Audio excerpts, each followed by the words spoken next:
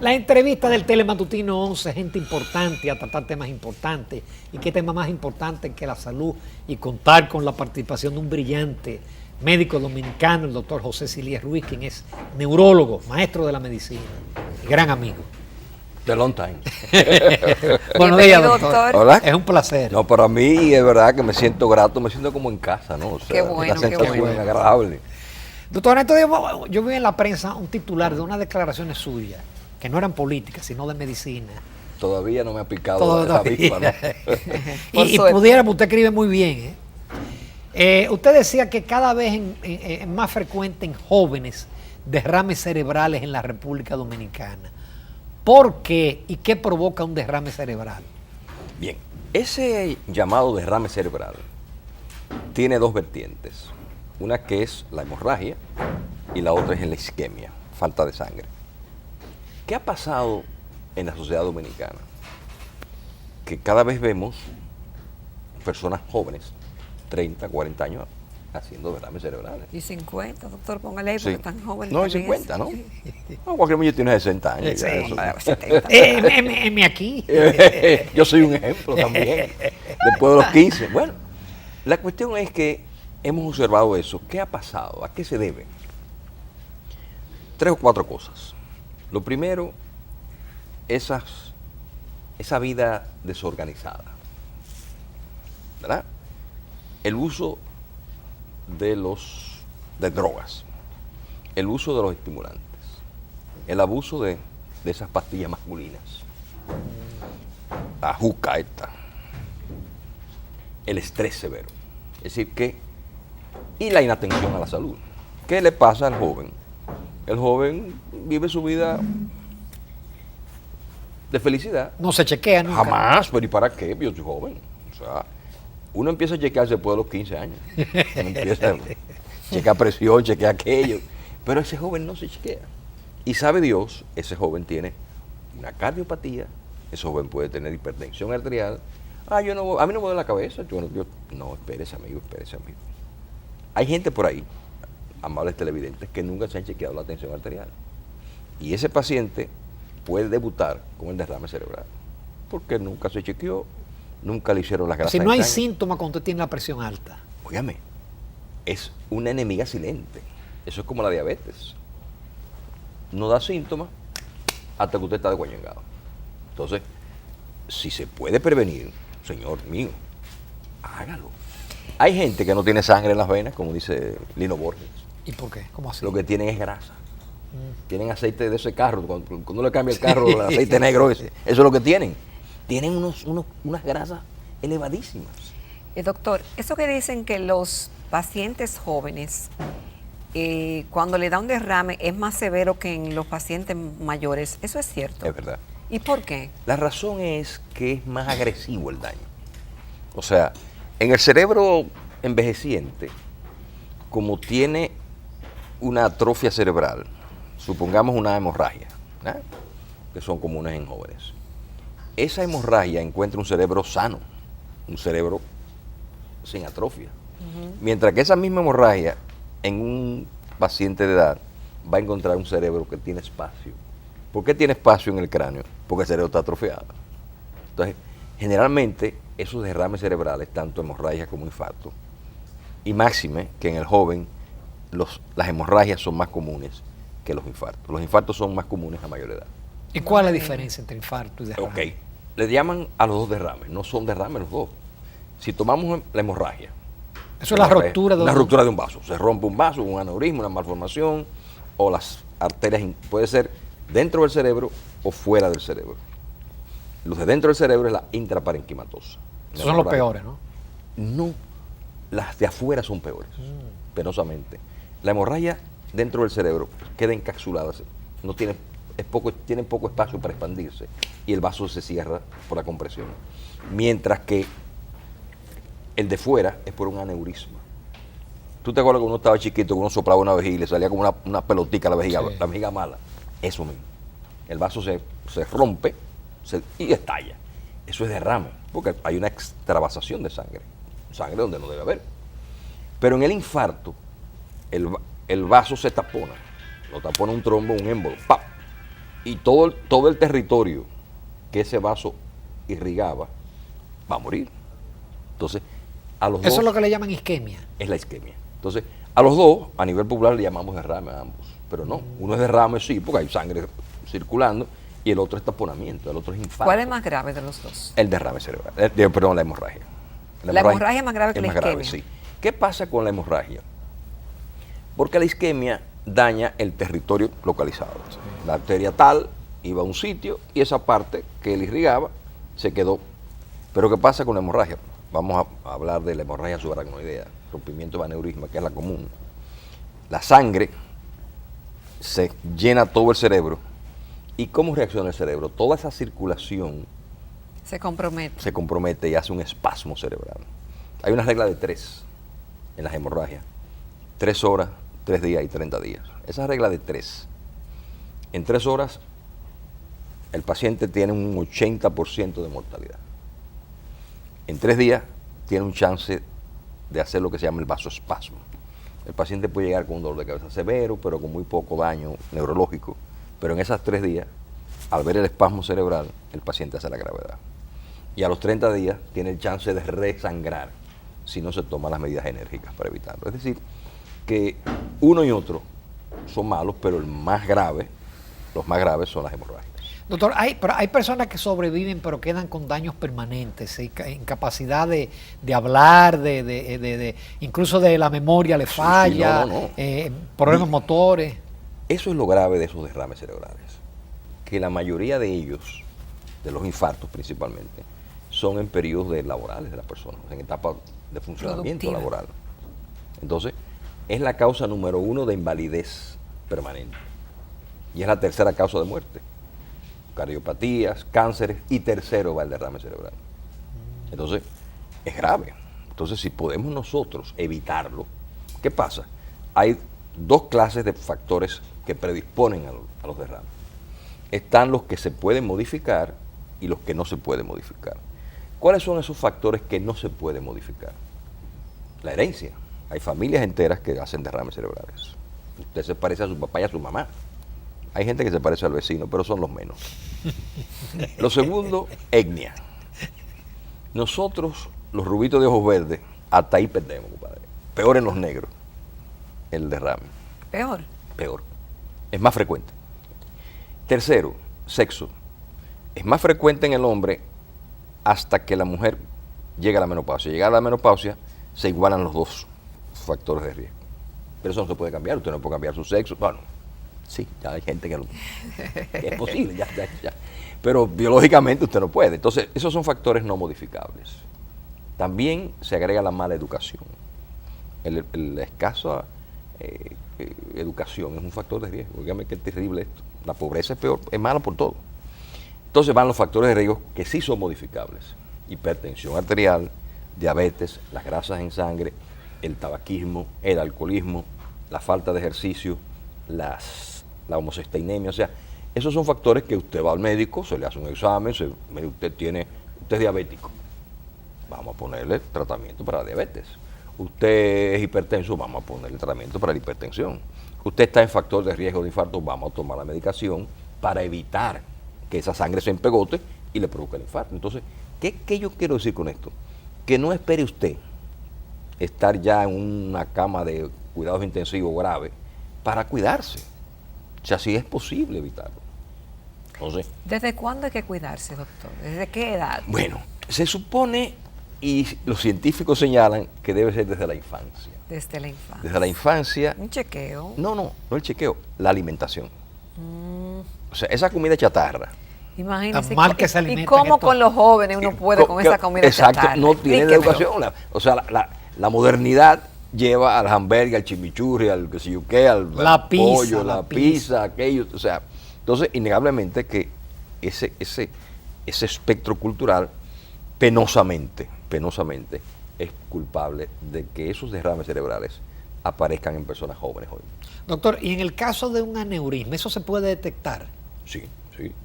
Un detalle. Usted tiene estreñimiento y puja para evacuar. Y le taca y le dolió la cabeza. Muy bien. Usted tenía una gripe y tosió fuerte y le dolió la cabeza. Usted está en actividad sexual con su compañera o compañero. Ay, tuvo que parar porque le dio en la cabeza. ¿Qué está pasando ahí en los 3 casos? Que ha habido un sangradito de un aneurisma. Y el dolor de cabeza, oye, me lo mata. Ay. Pero siempre el dolor de cabeza reviste algún tipo de peligro. Todo dolor de cabeza tiene que ser investigado. No me diga. Todo dolor de cabeza. Usted es migrañoso, se investiga, Marco. Bueno, migrañoso. Usted es hipertenso, se investiga, usted es hipertenso. El problema del dolor de cabeza es que va desde un zapato apretado. A usted le ponen un zapato apretado y le duele la cabeza. ¿Qué pasó y por qué razón? Porque es así. Es un aviso. Va desde el zapato apretado hasta el tumor cerebral, pasando por lo metabólico, todas las enfermedades, el 90% de las enfermedades, el 95%, dan dolor de cabeza en una u otra forma. ¿Qué quiero decir con esto? Que el dolor de cabeza no, déme una aspirina en la farmacia. No. Eso es error de errores. Vaya a su médico, no tiene que ser el neurólogo. Usted va a su médico amigo, una enfermería, un hospital, una clínica, le chequean, mire, lo investigan, un perfil de laboratorio, su tomografía si es necesario, resonancia si es necesaria. Entonces, documentado, bueno, mire, usted le duele la cabeza porque usted no tiene cuarto. Usted está pobre, de debe, de sur, de norte, de este, usted al supermercado, etcétera, o la mujer lo está presionando, entonces él tira por el ojo. Puede ser estrés. Generalmente ese dolor de cabeza de estrés es como si la gente tuviera una corona. Amanece bien el personaje, duerme bien, y al pasar el día le va doliendo la cabeza. Generalmente es una nucalgia, el dolor. Y si es de noche y amanece con dolor de cabeza. Ese sí es importante. Ese dolor de cabeza que despierta de noche, o que usted amanece con un dolor de cabeza todas las mañanas, tiene que ser investigado. ¿Por qué tiene que ser investigado? Fíjese bien que la mayor mortalidad de infartos y derrames cerebrales son en las noches. Sí. ¿Qué pasa? ¿Por qué? Porque en la noche es cuando el cerebro más trabaja. Por eso el sueño es tan importante, porque el sueño es reparador. Usted se le acerca a alguien a las 2 de la mañana y los ojos están haciendo así, pero el paciente está en un profundo sueño, está demongado completamente. ¿Qué hace el cerebro? Quita el cuerpo, baja el metabolismo a lo mínimo para él entonces tener toda la energía. El cerebro gasta el 20% de lo que se gasta en energía. Esa pequeña coliflor.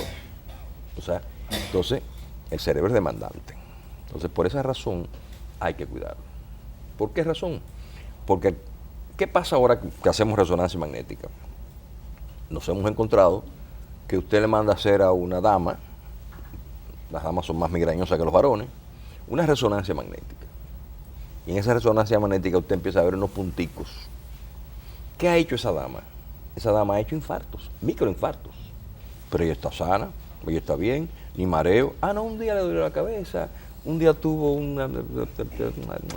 ese programa matutino, sí, hombre, en uña, pero no dice el programa.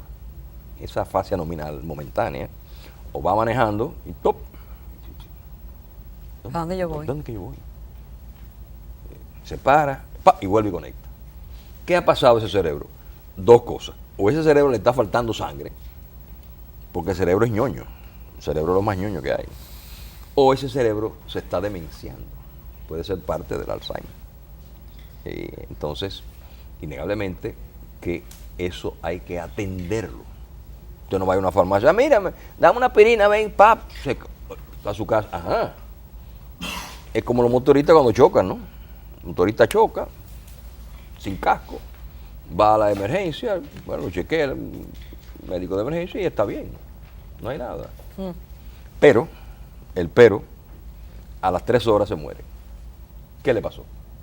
Ahí hay una arterita en el medio, ahí se llama la arteria meningia. Empieza a sangrar, y el individuo hace así. Yo me siento mal. ¡Bap! Va a Nueva York. Entonces, si eso se puede evitar, ¿por qué no hacerlo? Es más inteligente que... Vamos a una breve pausa, doctor. Sí. Qué conversación que está interesante. ¿Cuánto estamos aprendiendo del doctor y del cerebro y del cuidado? Volvemos en unos minutos.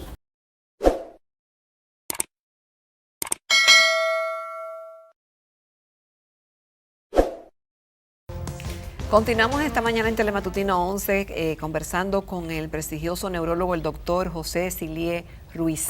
Doctor, los derrames cerebrales, las isquemias, ya sea por, ya usted explicó, que pueden ser por isquemia o por infarto. Los daños neurológicos, en caso de que los dejen, ¿son reversibles? No, en cierta medida. Por ejemplo, ¿Qué se puede recuperar y qué no? Exactamente. ¿Y qué determina que se recupere y qué no? ¿Y por qué a algunos le dan isquemia y no quedan con secuelas y a otros sí? Bueno, vamos a responderte de atrás para adelante, la última. Hay lo que se llama el ataque de isquemia transitoria. El paciente pierde el brazo, la pierna, no puedo caminar, no puedo escribir. Y a la hora, 2 horas, ¡pa! ¿Volvió? ¿Qué pasó ahí? Él hizo un ataque de isquemia transitoria. El cerebro se lastimó, pero no se infartó. O sea, no llegó a infarto. No llegó a infarto. Ya. El otro caso, el infarto definitivo. ¡Pa! Hemipléjico, pierna.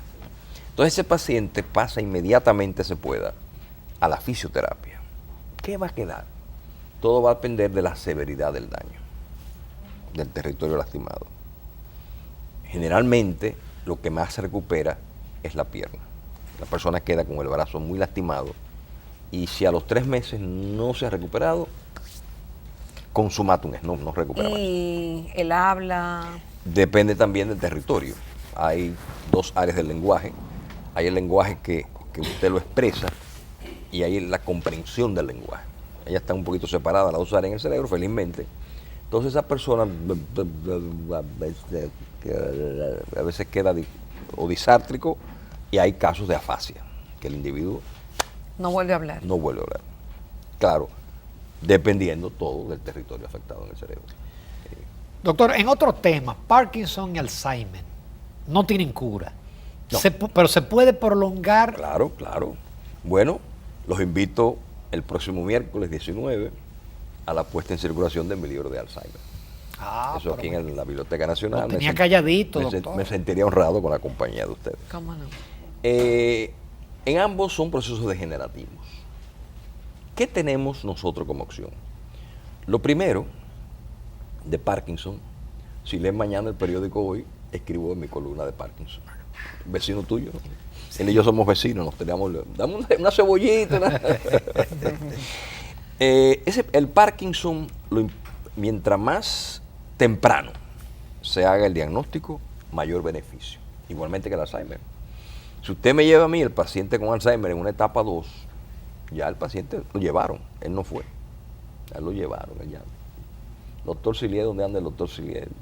Cuando viene ese paciente ya en una etapa avanzada, de verdad que es poco en términos de terapéutica que se puede hacer. Claro, hay como quiera, hay que dar la medicación, porque si no se da la medicación que se disponen, la caída del deterioro es en barreno. Siente una caída abrupta, mientras que con la medicación lo que podemos hacer es enlentecer el proceso.